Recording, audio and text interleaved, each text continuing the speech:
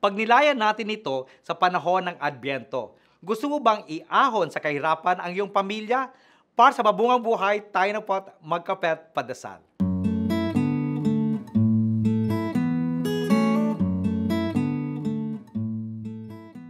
Hindi masama ang hangaring yumaman, lalo na kung ito ang paraan upang maiahon natin ang ating pamilya sa kahirapan.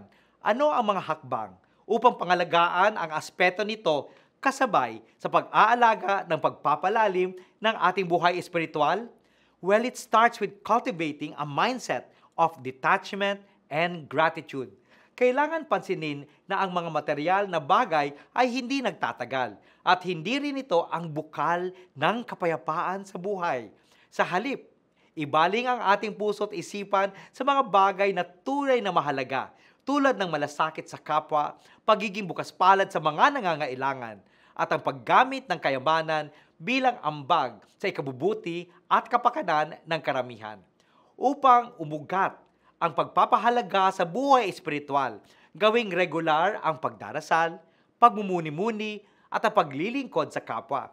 They help us connect with our inner selves and with our relationship with God, thus nurturing our spirituality. Kaya manalangin po tayo.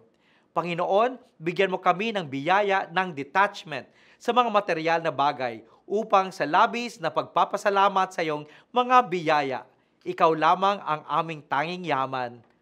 Amen.